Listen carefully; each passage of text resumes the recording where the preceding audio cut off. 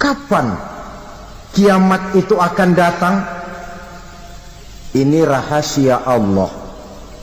Jangankan kita yang orang awam, baginda Nabi sendiri tidak diberitahu oleh Allah kapan kiamat itu akan terjadi.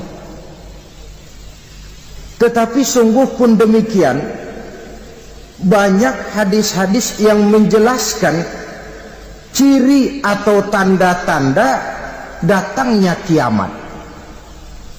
Nah, kalau sudah bicara soal tanda kiamat itu ada dua.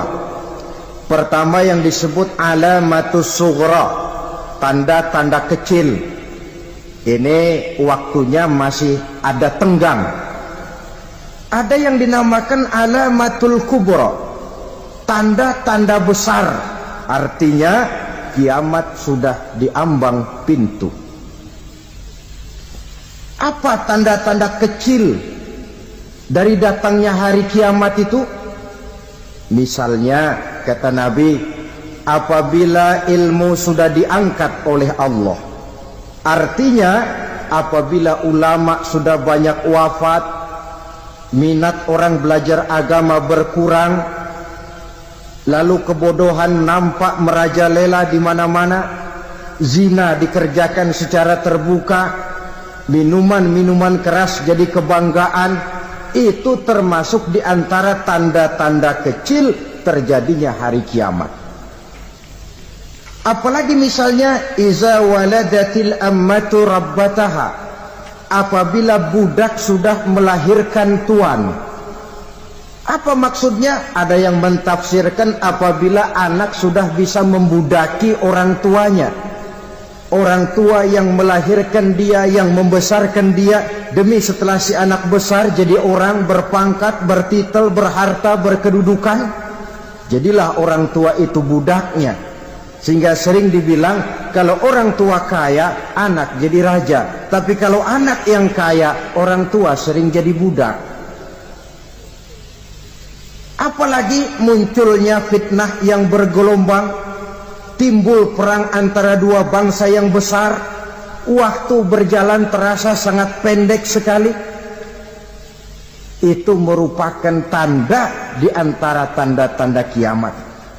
Termasuk di dalamnya sulit membedakan mana laki, mana perempuan. Kan kalau tanda-tanda kayak begini sekarang sudah banyak kita lihat kan.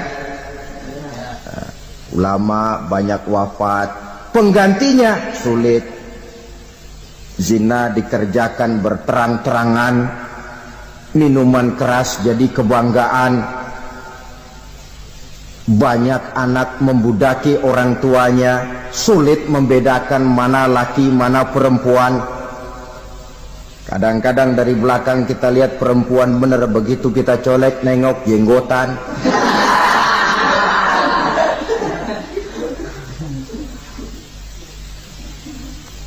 Ini termasuk tanda-tanda kecil, masih ada tenggang sampai akan terjadinya kiamat itu. Nah, yang dimaksud dengan tanda-tanda besar, ini tanda besar artinya kiamat sudah diambang pintu. Pertama, matahari terbit dari sebelah barat. Apabila matahari sudah terbit dari arah sebelah barat, tertutuplah sudah pintu taubat. Bersabda Nabi kita, la taqumus sa'atu hatta tatlu'a syamsu min maghribiha. Tidak akan datang hari kiamat sampai matahari terbit dari arah sebelah barat. Fa iza tala'at, manakala matahari telah terbit dari arah sebelah barat, wara'ahan nasu, manusia banyak menyaksikan itu, amanu ajma'un, mereka pun lalu beriman. Yang tadinya kafir, yang tadinya ingkar, yang tadinya membangkang, setelah melihat matahari terbit dari sebelah barat, buru-buru beriman, berlomba-lomba mengucap dua kalimat syahadat. Tapi apa yang terjadi? Kata Nabi, wadzalika hina la yanfa'u nafsan imanuha lam takun amanat min qabl. Hari itu adalah hari yang iman sudah tidak berguna lagi bagi seseorang apabila sebelumnya memang dia tidak pernah beriman. Au kasabat fi imaniha khaira, atau beriman tetapi tidak pernah melakukan kebajikan di dalam keimanannya itu. Hari yang sudah kasib, hari yang sudah terlambat, beriman tidak akan ada gunanya lagi. Ini pelajaran buat kita. Sebelum sang surya terbit dari sebelah barat, sebelum nafas sampai di tenggorokan, artinya pintu taubat masih terbuka. Kalau dua hal itu sudah terwujud, nafas sudah sampai di kerongkongan atau matahari sudah terbit dari arah sebelah barat, tertutuplah sudah pintu taubat. Tak ada lagi gunanya pangkat, jabatan, harta, bahkan beriman pun dalam suasana macam itu. Too late, kata orang Kulon. Sudah terlambat. Matahari terbit dari arah sebelah barat. Itu tanda besar, artinya kiamat sudah di ambang pintu. Lalu apalagi tanda besar? Munculnya Dajjal. Dajjal artinya pendusta-pendusta yang menyesatkan manusia. Ada dua macam Dajjal, saudara. Ada Dajjal kecil, ini Dajjal kelas teri. Kalau ini sejak zaman Rasulullah sudah ada itu. Tiap zaman ada. Di zaman Rasulullah misalnya ada yang bernama Aswad al-Unsi dari Yaman.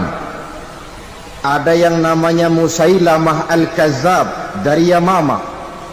Ada yang namanya Ibnu Sayyad dari Madinah. Ini Dajjal-Dajjal di zaman Rasul. Musailamatul Kazzab memproklamirkan diri jadi nabi dia. Di zaman Rasul masih hidup. Ini Dajjal zaman Nabi. Di zaman sahabat muncul Dajjal-Dajjal. Di zaman kita sekarang ini Dajjal-Dajjal pun gentayangan. Dajjal-Dajjal kelas teri. Kerjanya mendustakan manusia, menyesatkan manusia, memalingkan manusia dari jalan yang benar dan diridhoi oleh Allah Subhanahu wa ta'ala. Adapun yang merupakan tanda besar dari datangnya kiamat, Dajjal-Dajjal kelas kakap, pembohong-pembohong besar yang menyesatkan masyarakat manusia berpaling dari jalan Allah mengikuti jalan mereka. Apa sih ciri Dajjal itu? Kata Nabi dalam hadis Bukhari Muslim, Inna Dajjala, sesungguhnya yang namanya Dajjal itu yakhruju, satu saat akan muncul mendekati hari kiamat. Wa inna ma'ahu ma'an, si Dajjal ini membawa air. Wa naran, dan juga membawa api. Dua simbol. Di tangan yang satu dia bawa air, di tangan yang satu dia bawa api. Wa ammal ladzi yarahu an-nasu ma'an fanarun, adapun yang orang banyak lihat air, hakikatnya adalah api. Yang dilihat api, hakikatnya adalah air. Oleh sebab itu, kalau api yang ditawarkan, ambillah air. Kalau air yang ditawarkan, pilihlah api. Maksudnya apa ini? Ini bahasa simbol, saudara-saudara. Dajjal bicaranya seolah-olah untuk kepentingan manusia, menawarkan surga. Surga yang dia tawarkan hakikatnya neraka. Hai manusia, kalau kau mau bahagia, jangan dekat-dekat dengan agama. Solat itu tidak efektif dan efisien, tidak produktif dari segi ekonomi itu. Menghadiri majelis taklim cuma buang-buang waktu. Tahajud, tasbih, tahlil, baca Quran, apa itu? Pekerjaan mubazir saja. Hidup ini cuma sekali, masa yang cuma sekali, manfaatkan dengan sebaik-baiknya. Mumpung dibawanya sifat mumpung tetapi dalam pengertian yang sangat negatif. Bicaranya seolah-olah untuk kepentingan manusia, tetapi sebenarnya menjerumuskan manusia. Menawarkan air tapi sebenarnya api, menawarkan api tapi hakikatnya air. Buat apa kamu sholat? Buat apa kamu bayar zakat? Buat apa kamu puasa? Surga yang dicanangkan Dajjal hakikatnya neraka. Neraka yang digambarkan Dajjal pada dasarnya adalah surga. Jadi memutarbalikkan fakta itu kerjaan Dajjal. Yang hak jadi batil, yang batil dibilang hak, yang benar jadi salah, yang salah malah jadi benar. Tuntunan disuruh jadi tontonan, tontonan malah menjadi tuntunan. Itu pekerjaan Dajjal profesinya. Zamannya Nabi Adam, Dajjalnya kan iblis. Betul? Betul. Apa sih gang kerayuan iblis itu? Allah setelah menciptakan Nabi Adam kan bilang, Adam, kau dan istrimu Hawa tinggal di surga ini. Seluruh fasilitas yang ada di surga persilahkan kau nikmati. Satu yang tidak boleh, jangan coba-coba dekati pohon khuldi. Dekat saja jangan, apalagi sampai memetiknya. Datang Dajjal yang namanya iblis ini. Adam, kamu tahu nggak kenapa tidak boleh makan buah khuldi? Ya nggak tahu, pokoknya saya dilarang. Bodoh kamu Dam. Khuldun artinya kekal. Kalau kamu makan itu buah, kau akan kekal di surga buat selamanya. Allah tidak kepengen, maka dilarang kamu makan buah khuldi. Kalau kau ingin kekal di surga Adam, makan saja. Saya bicara begini ini untuk kepentingan kamu Adam. Ini kan ciri-ciri Dajjal. Bicaranya sih seolah-olah untuk kepentingan Nabi Adam, hakikat sebenarnya menjerumuskan Nabi Adam supaya ingkar dan melanggar larangan dari Allah Subhanahu wa ta'ala. Jadi setelah muncul Dajjal, timbul kekacauan-kekacauan di masyarakat. Banyak yang terpengaruh, terpedaya dan terpesona. Termasuk mereka yang memproklamirkan diri jadi nabi. Mereka yang memproklamirkan diri jadi rasul di zaman sesudah Rasulullah wafat, itu adalah Dajjal-Dajjal.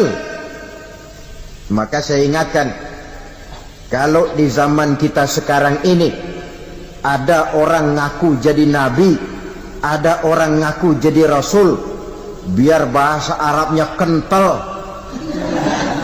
Quran hafal, hadis ribuan hadis hafal, biar pakai serban sampai menyengser ke tanah, bahasa Arabnya fasih, tapi dia mengaku jadi nabi, jadi rasul, kita umat Islam wajib tidak percaya. Wajib untuk tidak percaya. Itulah Dajjal-Dajjal zaman kita sekarang ini. Tidak mustahil mereka datang mempengaruhi orang-orang awam supaya berpaling dari Rasulullah, mengikuti mereka. Nah, di akhir zaman nanti, mendekati hari kiamat, Dajjal ini muncul, Dajjal kelas kakap, menyesatkan masyarakat manusia untuk berpaling dari Islam, mengikuti seruan mereka. Apalagi di antara datangnya kiamat itu, tanda yang besar itu, turunnya Nabiullah Isa Al-Masih, putra Maryam. Menurut berbagai hadis yang sahih, Nabi Isa Al-Masih nanti akan turun lagi. Tidak membawa risalah yang baru, tapi meluruskan risalah Islam ini yang telah banyak ditinggalkan oleh masyarakat. Bahkan ada hadis menjelaskan beliau akan membunuh Nabi, mematahkan kayu-kayu salib, lalu melaksanakan haji dan umrah mengikuti syariat Nabi Muhammad, bukan membawa agama baru. Menjadi semacam mujaddid, reformer, menyelamatkan manusia dari bisikan Dajjal. Bahkan ada riwayat yang menjelaskan bahwa Nabi Isa berhasil mengalahkan Dajjal, mengembalikan masyarakat manusia kembali kepada ajaran Islam yang datang dari Allah dibawa oleh Rasulullah sallallahu alaihi wasallam. Dengan kata lain, turunnya Nabi Isa bukan sebagai nabi dan rasul baru, tetapi mengikuti syariat Nabi kita Muhammad sallallahu alaihi wasallam. Saudara hadirin, ibu-ibu hadirat yang saya hormati, kemudian apalagi di antara tanda-tanda besar akan datangnya kiamat itu? Keluarnya asap atau awan. Kata Nabi, inna min asrati sa'ah dukhanan yamla'u ma bainal masyriqi wal maghrib. Di antara tanda-tanda kiamat munculnya awan atau asap yang memenuhi antara langit dan bumi. Ini pun diperkuat dalam surah Ad-Dukhan ayat 10. Fartaqib yauma ta'tis sama' bidukhanin mubin fayughshan nas hadza azabun alim. Bagi orang-orang yang beriman, mereka biasa-biasa saja. Tapi bagi orang kufur, datangnya asap dan awan ini merupakan azab yang kelewat pedih. Barangkali sedikit mendekati gambaran tentang azab yang pedih ini, saya ingatkan alam pikiran kita kepada peristiwa yang belum lama terjadi. Pernah dengar berita bocornya reaktor nuklir di Chernobyl, Uni Soviet? Pernah dengar? Nah. Bocornya reaktor nuklir di Chernobyl yang mengakibatkan ratusan bahkan sangat mungkin ribuan nyawa. Cuma satu reaktor. Bagaimana kalau seluruh cadangan nuklir yang dimiliki oleh para negara adik kuasa ini diledakkan? Bahkan yang konon menurut catatan, cadangan nuklir yang dimiliki bersama oleh Amerika dan Rusia sekarang ini sudah sanggup memusnahkan 6 miliar manusia. 1,5 kali lebih banyak dari jumlah manusia yang nongkrong di permukaan bumi ini. Saudara-saudara hadirin yang saya hormati, lalu saat mendekati hari kiamat, apalagi tandanya? Setelah Nabi Isa wafat, pada saat turunnya yang kedua kali, lalu Allah meniupkan angin sejuk. Semua orang-orang beriman, orang-orang baik wafat, sehingga penghuni bumi ini cuma tinggal lagi terdiri dari orang-orang kafir. Tidak ada lagi di bumi ini yang bisa mengucapkan Allah. Sehingga dalam hadis qudsi itu ada keterangan, innallaha azza wa jalla yaqulu li Israfil. Allah pernah pesan kepada malaikat Israfil, kata Allah, Israfil, iza sami'ta qailan yaqul Allah Allah fa akhirin nafakh 40 sanatan ikraman liqailiha. Hai Israfil, apabila kau dengar di permukaan bumi masih banyak orang yang mengucapkan Allah Allah, maka tunda sangkakala kiamat itu 40 tahun. Untuk apa? Ikraman liqailiha, menghormati orang yang mengucapkan Allah Allah itu. Wah, jadi karena sekarang masih banyak yang mengucapkan Allah, besar hatilah kita, masih jauh kiamat itu. Tapi jangan lupa, kiamat pribadi, kiamat kecil itu yang nggak kita sangka-sangka. Ajal datang mencabut nyawa, itu kiamat pribadi, dan itu yang pasti kita hadapi, dan itu yang membuat kita tidak boleh bersikap main-main di dalam kehidupan sekarang ini.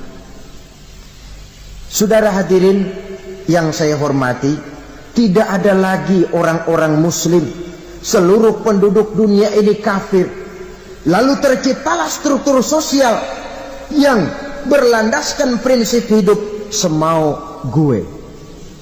Bakal terjadilah prinsip di mana yang kaya menyantap yang miskin, yang kuat menindas yang lemah.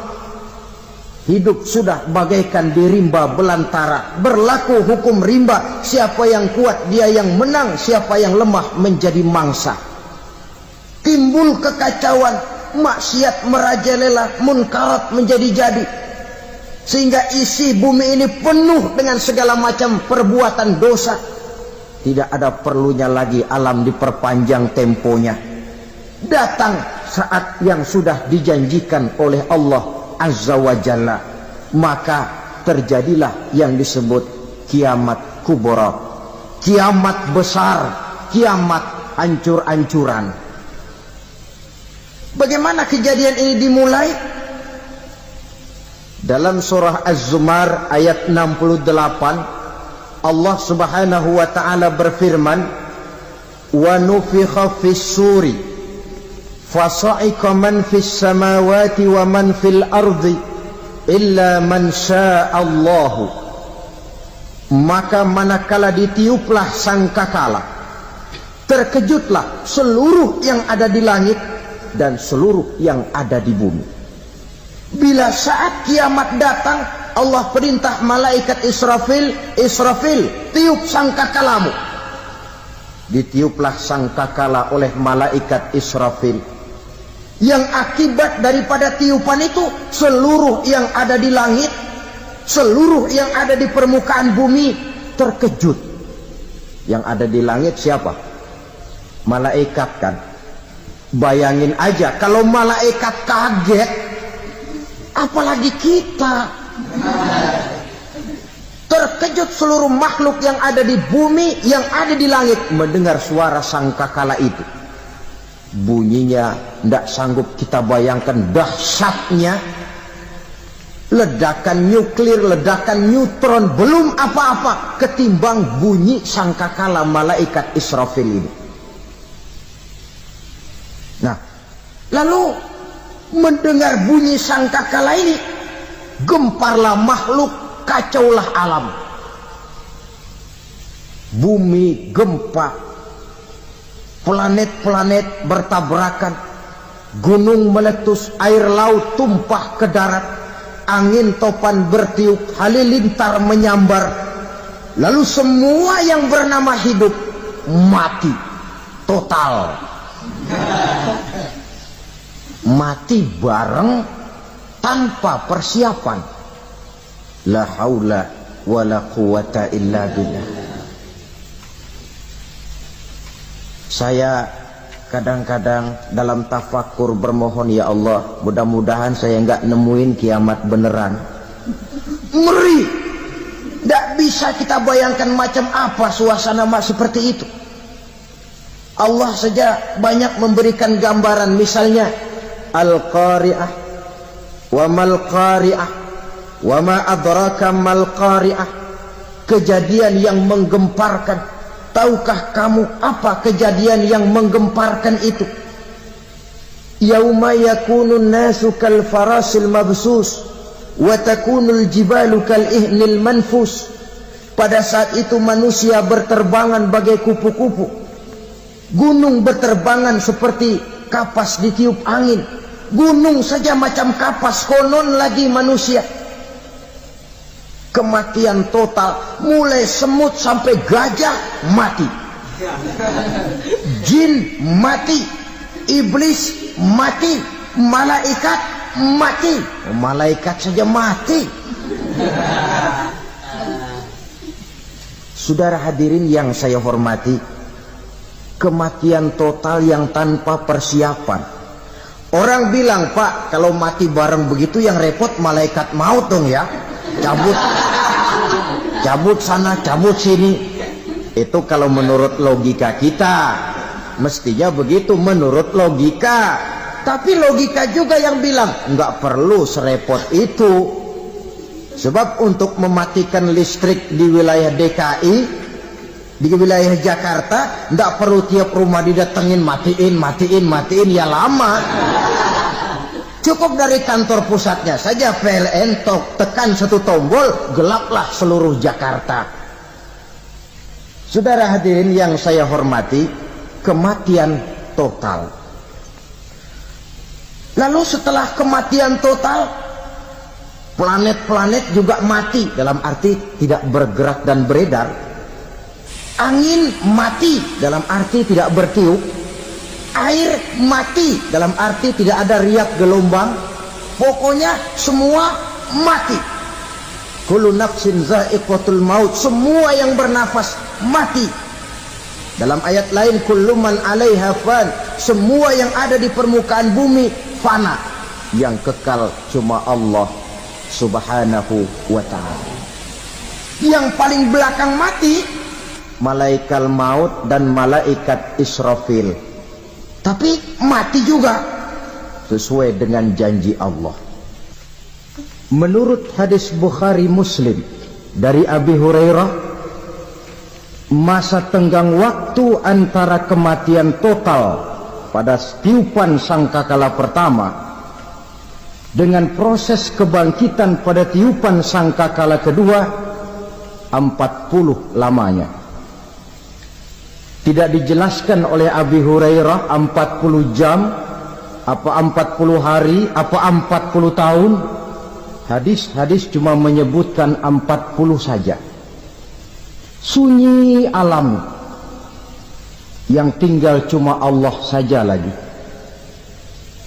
Ketika itu Allah berseru-seru, katanya, limanil mulkul yauma, siapa para penguasa hari ini?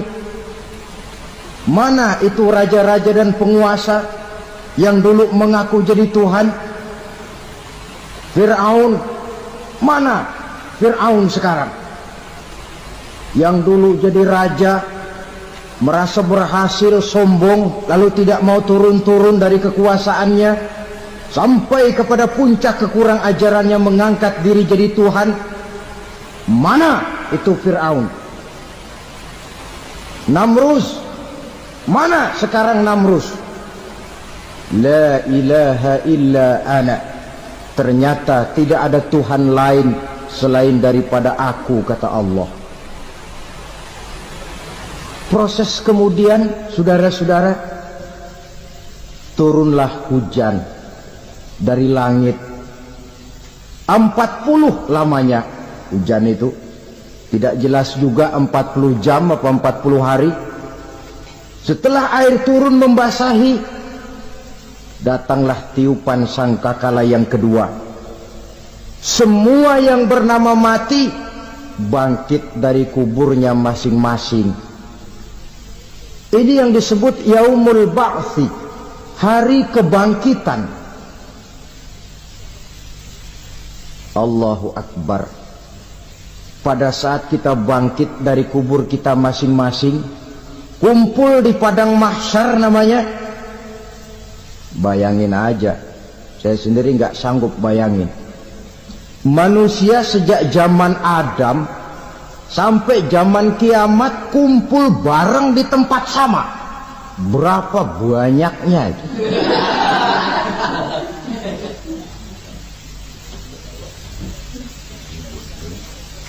Dan yang luar biasa, menurut satu riwayat, pada saat bangkit itu, Masya Allah, roman muka kita berubah,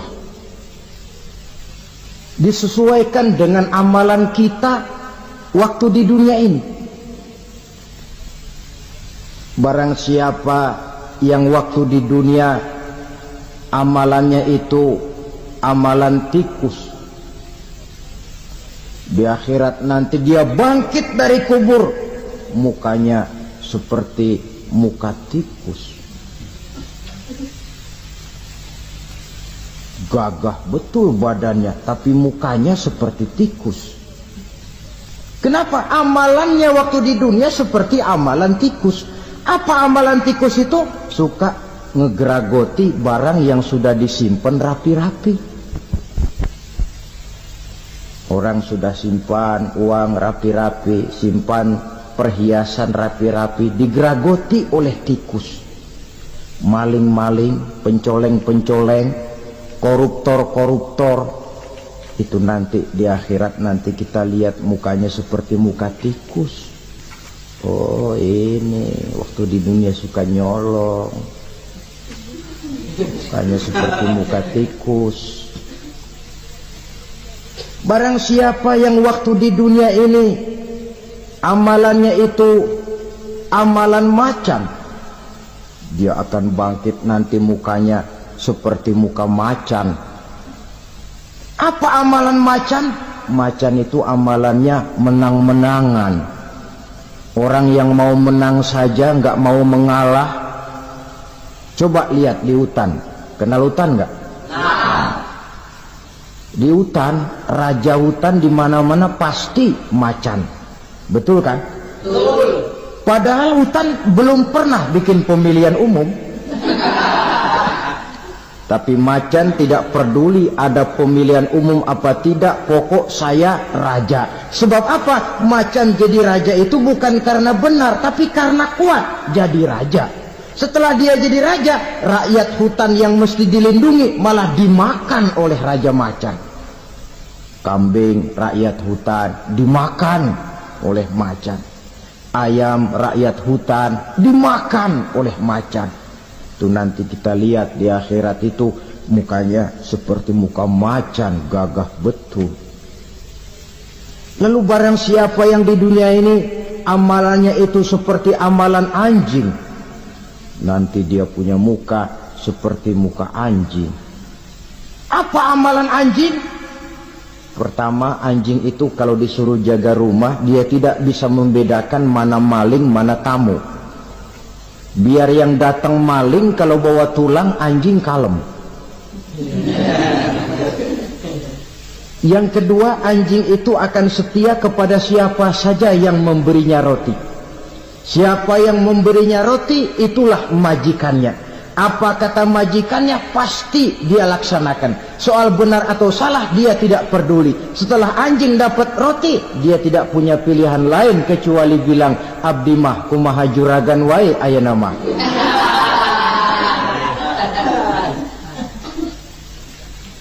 Saudara hadirin yang saya hormati, berkumpul di padang mahsyar, tiap orang sibuk dengan persoalannya masing-masing. Matahari waktu itu didekatkan oleh Allah, panas luar biasa. Ada yang saking panasnya itu mencucurkan peluh keringat sampai sebatas mata kakinya. Ada yang keringatnya sampai sedengkulnya. Ada yang keringatnya sampai sepusatnya. Ada yang keringatnya mengalir sampai sebahunya. Ada yang kelelap oleh keringatnya sendiri, sementara orang di sampingnya nggak apa-apa. Bergantung lagi amalan dia waktu di dunia ini. Saudara-saudara,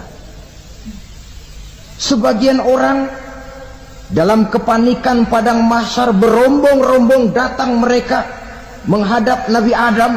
Ya Adam, anta abal bashar. Hai Adam, Tuhan adalah bapak moyang manusia. Kami sebentar lagi akan disidang, dimintakan pertanggungan jawab. Tolonglah kami, hai Adam.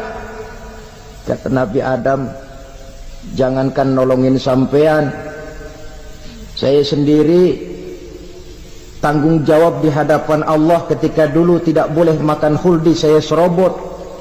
Sudahlah, urus diri masing-masing saja, nafsi. Begitu kata Nabi Nuh, begitu kata Nabi Ibrahim. Tiap orang bertanggung jawab sendiri-sendiri.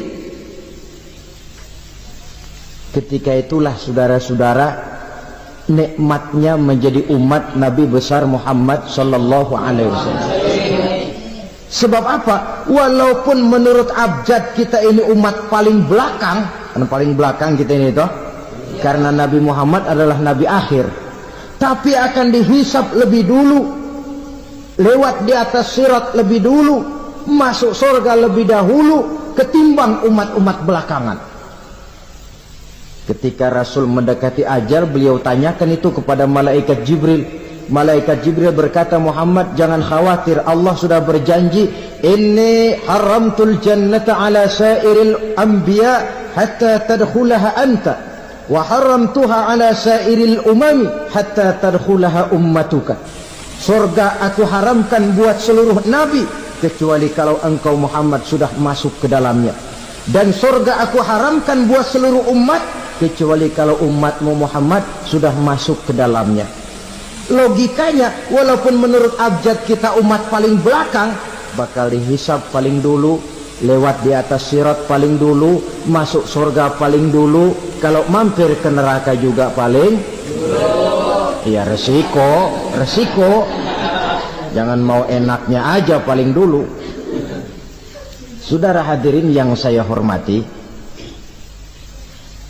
setelah masa kebangkitan itu jangan dikira begitu bangkit langsung diperiksa, masih menunggu menanti ribuan tahun perhitungan padang mahsyar untuk sampai kepada proses yang disebut yaumul hisab, hari perhitungan. Seorang demi seorang bakal dipanggil. Bayangkan saja, kita se-RT saja di absen, kadang-kadang perlu waktu lama. Ini manusia sejak zaman Nabi Adam sampai datang hari kiamat, satu demi satu disidang di hadapan Qadhi Rabbul Jalil. Status sosial copot sudah waktu itu. Yang pernah jadi hartawan di situ tidak lagi kelihatan kehartawanannya. Yang pernah jadi jenderal tidak lagi dipanggil jenderalnya. Yang ustadz tidak lagi dipanggil al-mukarramnya. Seluruh status sosial selesai. Dipanggillah kita seorang demi seorang menghadap Qadhi Rabbul Jalil. Subhanallah, sangat luar biasa kajian yang sudah disampaikan oleh guru kita almarhum Kiai Haji Zainuddin MZ. Sahabat beriman yang dimuliakan Allah, tetaplah di channel ini karena kajian ini belum selesai dan masih banyak lagi hal-hal menarik yang akan disampaikan oleh guru kita almarhum Kiai Haji Zainuddin MZ. Maka dari itu mari kita lanjutkan kembali. Selamat mendengarkan. Bagaimana proses penghisaban itu? Pertama, proses tanya jawab. Di antaranya ada hadis menyatakan lan tazula qadama 'abdin yaumal qiyamah hatta yus'ala an arba'i khisalin. Besok di hari kiamat tidak akan bergeser telapak kaki seorang hamba sampai dia ditanya lebih dulu tentang 4 persoalan. Tentang ilmunya, kemana ilmu itu diamalkan. Tentang umurnya, di mana umur itu dihabiskan.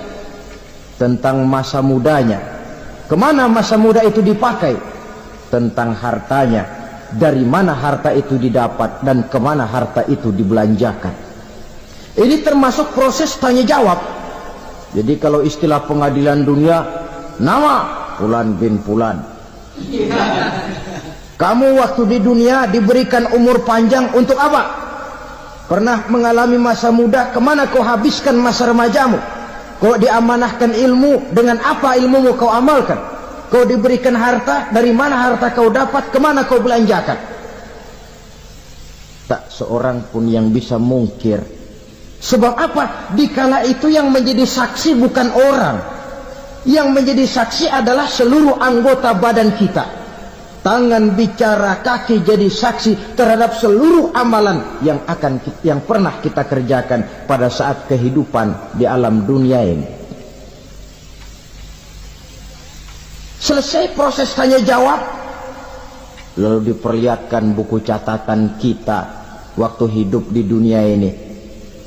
Jangan lupa Allah itu menyiapkan 2 superkomputer kepada kita.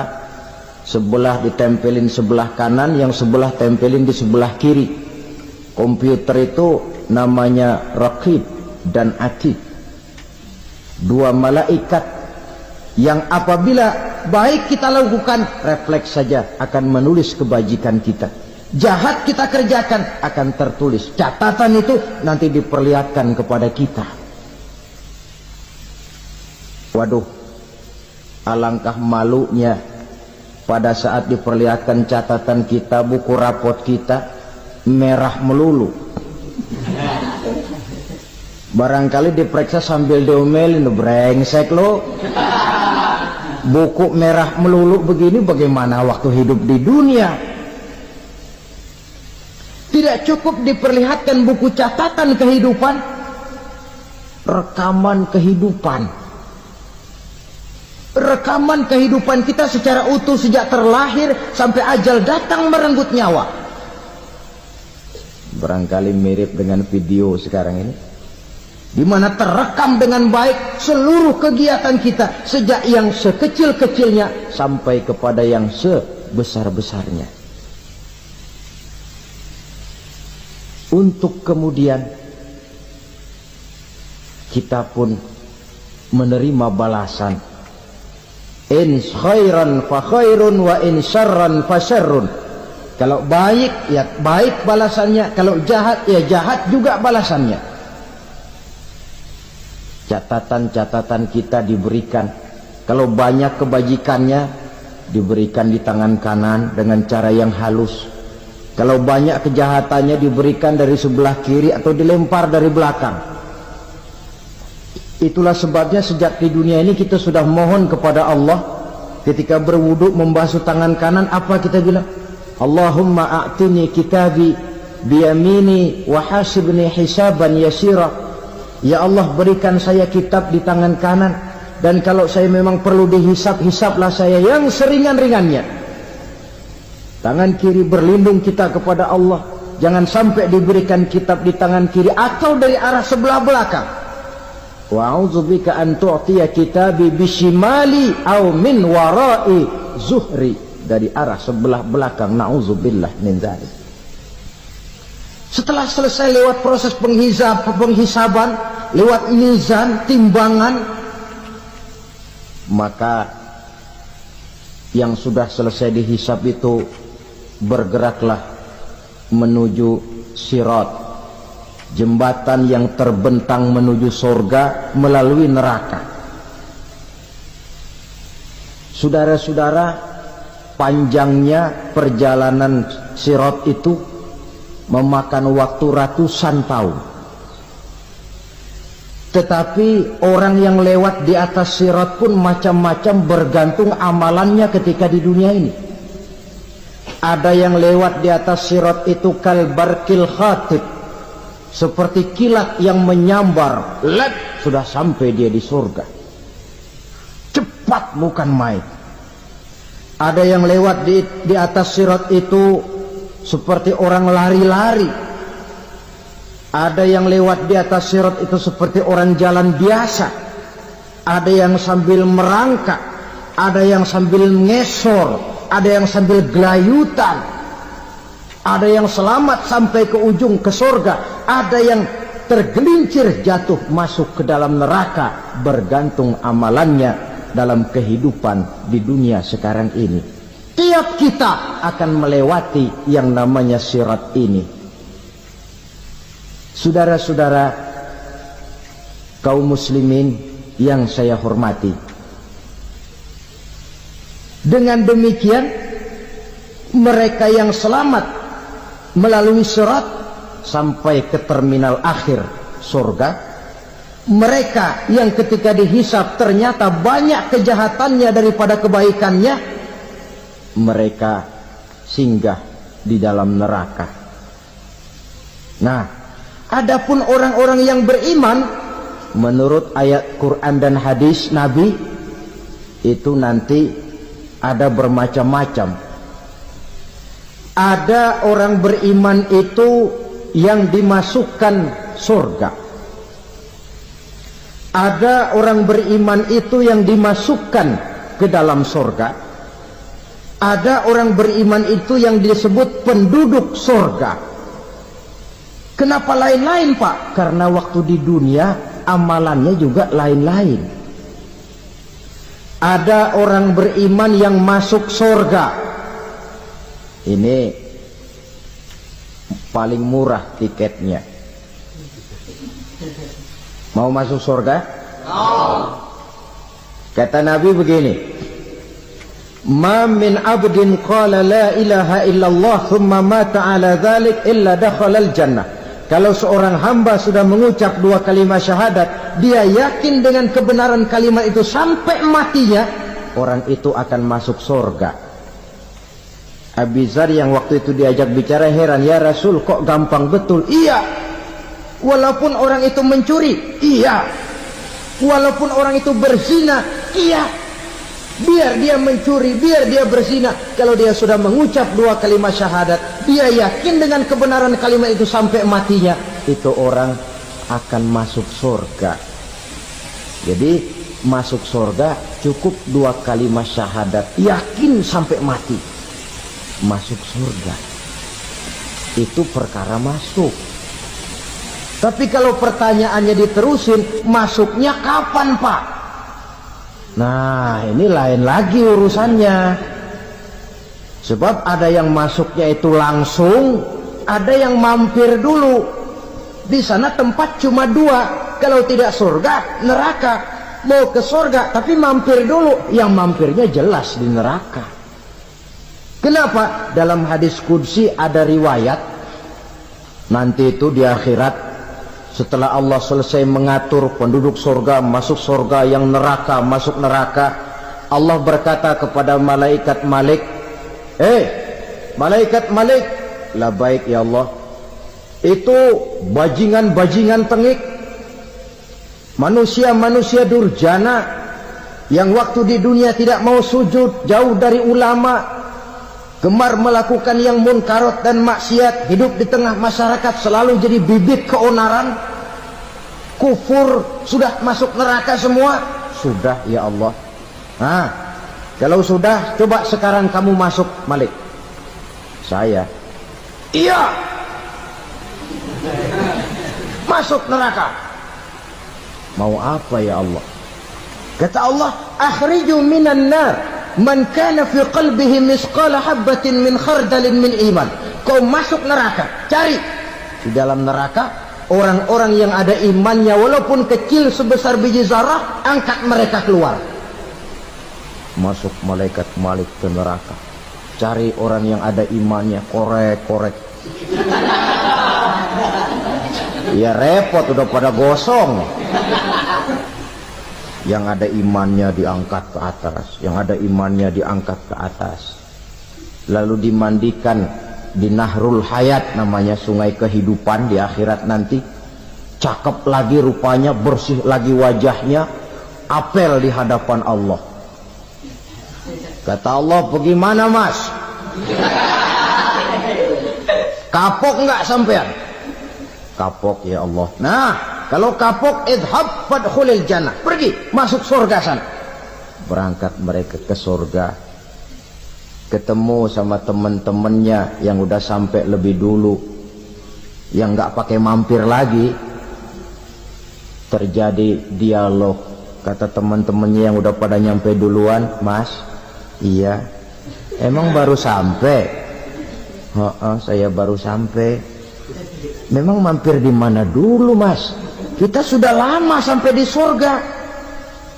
Saudara buka surah Al-Muddatsir ayat 34-35. Ma salakakum fis saqar? Kenapa kamu mampir di neraka Saqar? Qalu lam nakum minal musallin. Mereka menjawab, kami mampir di neraka Saqar, Mas, gara-gara dulunya kami waktu di dunia ndak pernah sholat. Ndak pernah sholat? Ndak pernah. Karena rumahnya dekat masjid, cuma dekat doang, Mas. Sholat mah enggak saya. Enggak pernah ngasih makan fakir miskin, enggak pernah hadir di majelis taklim, pendeknya enggak pernah melakukan kebajikan. Maka saya pun mampir di neraka Saqar. Untung betul saya punya iman, Mas, sedikit. Waktu hidup di dunia dulu saya pernah mengucap 2 kalimat syahadat, sekali-kalinya waktu mau kawin. Masya Allah. Untung saja kawin, kalau nggak kawin polos.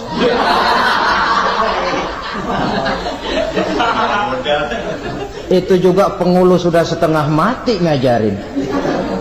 Asyhadu alla, asyaduaan, asyaduaan.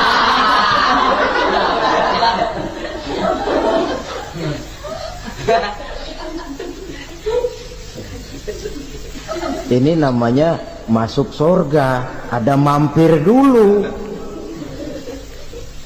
Ada pula orang mukmin itu yang dimasukkan surga. Namanya dimasukkan kan terima beres. Saya masuk ke rumah, jalan sendiri, cari tempat sendiri. Saya dimasukkan ke dalam rumah, terima beres, pokok ada di dalam, itu dimasukkan namanya. Nggak pakai mampir. Tapi tentu tiketnya lebih mahal ketimbang yang pertama tadi. Apa kata Allah? Innal ladzina amanu wa amilus salihat la ukaffiranna anhum sayyi'atihim wa la udkhilannahum jannah. Sesungguhnya orang-orang yang beriman kemudian beramal soleh, kami hapuskan segala dosa dan kesalahannya, kami masukkan mereka ke dalam surga. Lihat ayatnya, Allah yang memasukkan, kita yang dimasukkan. Tidak pakai transit, tidak usah mampir. Cuma tidak cukup syahadat, tidak cukup amanu, tapi diiringi dengan wa'amilus salih. Iman, amal. Tidak cukup syahadat, lalu dibuktikan dia sholat, dia zakat, puasa, lalu dia melakukan berbagai macam kebajikan. Ini yang menyebabkan dia tidak pakai mampir di tempat yang bernama Sakor. Lalu ada pula orang mukmin itu yang disebut penduduk surga. Wah, ini sudah VIP ini. Ashabul jannah, penduduk surga.